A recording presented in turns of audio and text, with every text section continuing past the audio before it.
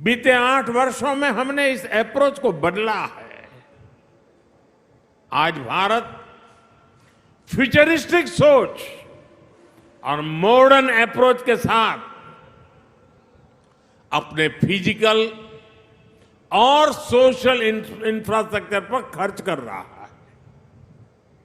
आज देश में एक तरफ घर, टॉयलेट, बिजली, पानी, कुकिंग गैस, मुफ्त इलाज, medical college, AIIMS, IIT, IIM जैसी सुविधाओं का तेज गति से निर्माण हो रहा है।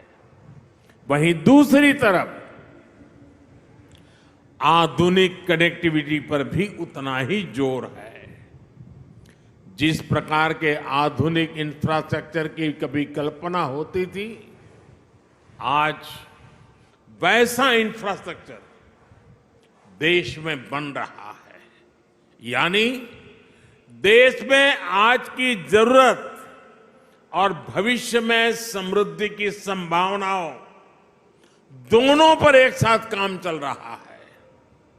दुनिया की बड़ी बड़ी अर्थव्यवस्थाएं आज बेहाल है, लेकिन ऐसे मुश्किल समय में भी भारत 80 करोड़ से अधिक देशवासियों को मुफ्त राशन देकर के कभी भी उनके घर का चूल्हा बुझने नहीं देता है।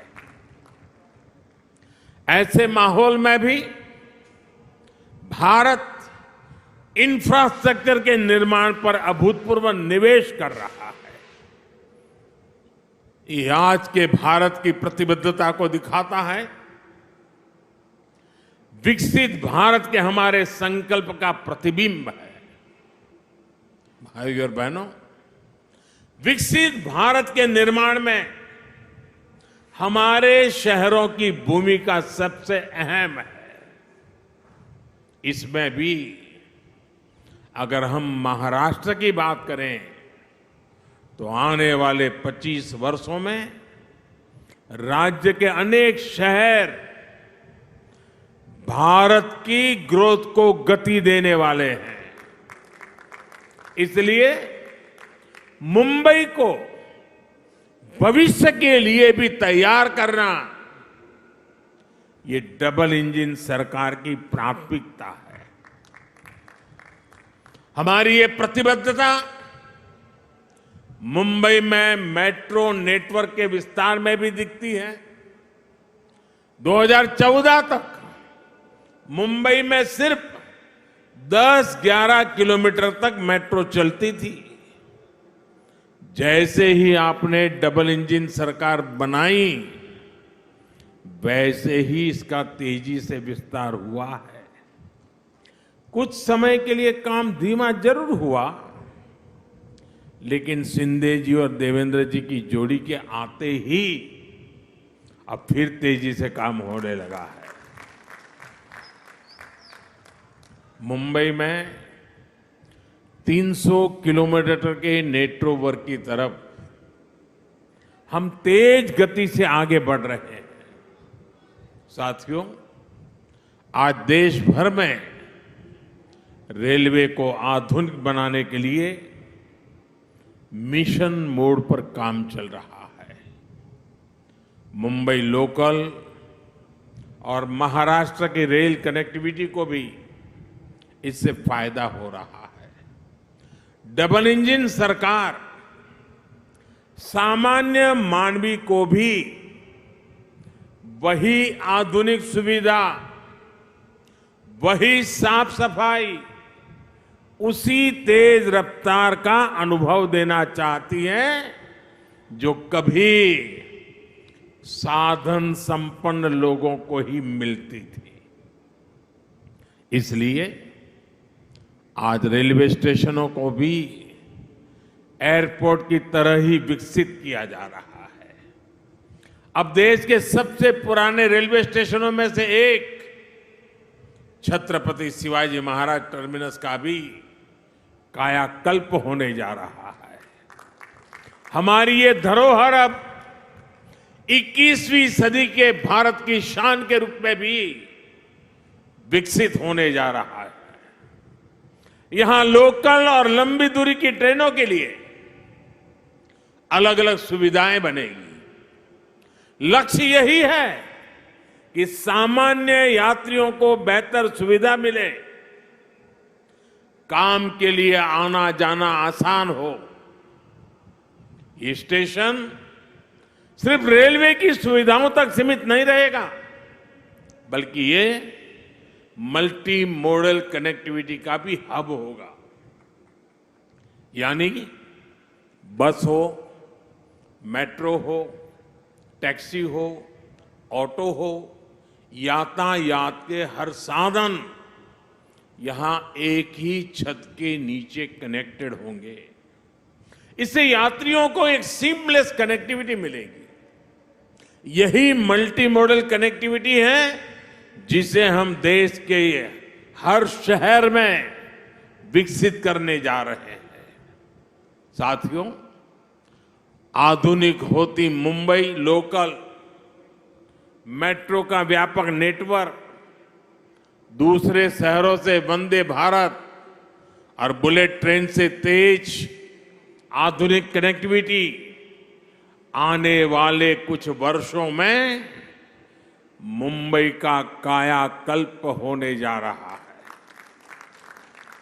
गरीब मजदूर से लेकर कर्मचारी, दुकानदार और बड़े बड़े बिजनेस संभालने वाले सबके लिए यहां रहना सुविधाजनक होगा। यहां तक कि आसपास के जिलों से भी मुंबई आना जाना भी सुलभ होने वाला है। कोस्टल रोड हो, इंदु मिल स्मारक हो, नवी मुंबई का एयरपोर्ट हो, ट्रांस हार्बर लिंक हो, ऐसे अनेक प्रोजेक्ट्स मुंबई को नई ताकत दे रहे हैं। धारावी पुनर्विकास, पुरानी चाल का विकास, सब कुछ अब ट्रैक पर आ रहा है और मैं इसके लिए शिंदे जी और देवेंद्र जी को बधाई देता हूं। मुंबई की सड़कों को सुधारने के लिए भी आज बहुत बड़े स्तर पर जो काम शुरू हुआ है, ये भी डबल इंजन सरकार की प्रतिबद्धता को दिखाता है। भाई और बहनों, आज हम देश के शहरों के कंप्लीट ट्रांसफॉर्मेशन पर काम कर रहे हैं। प्रदूषण से लेकर स्वच्छता तक शहरों की हर समस्या का समाधान ढूंढा जा रहा है। इसलिए हम इलेक्ट्रिक मोबिलिटी पर इतना बल दे रहे हैं, इसके लिए इंफ्रास्ट्रक्चर तैयार कर रहे हैं। बायोफ्यूल आधारित ट्रांसपोर्ट सिस्टम हम तेजी से लाना चाहते हैं। हाइड्रोजन फ्यूल से जुड़े ट्रांसपोर्ट सिस्टम के लिए भी देश में मिशन मोड पर काम चल रहा है। यही नहीं, हमारे शहरों में कूड़े की, वेस्ट की जो समस्या है, उसे भी हम नई टेक्नोलॉजी से दूर करने के लिए एक के बाद एक कदम उठा रहे हैं। वेस्ट टू वेल्थ का बहुत बड़ा अभियान देश में चल रहा है। नदियों में गंदा पानी ना मिले, इसके लिए वाटर ट्रीटमेंट प्लांट लगाए जा रहे हैं। साथियों, शहरों के विकास के लिए देश के पास सामर्थ्य की और राजनीति की इच्छा शक्ति की किसी भी चीज की कमी नहीं है। लेकिन हमें एक बात और समझनी होगी। मुंबई जैसे शहर में प्रोजेक्ट को तब तक तेजी से नहीं उतारा जा सकता जब तक स्थानीय निकाय की प्राथमिकता भी तेज विकास की ना हो। जब राज्य में विकास के लिए समर्पित सरकार होती है, जब शहरों में सुशासन के लिए समर्पित शासन होता है, तभी ये काम तेजी से जमीन पर उतर पाते हैं। इसलिए मुंबई के विकास में स्थानीय निकाय की भूमिका बहुत बड़ी है। मुंबई के विकास के लिए बजट की कोई कमी नहीं है। बस मुंबई के हक का पैसा सही जगह पे लगना चाहिए।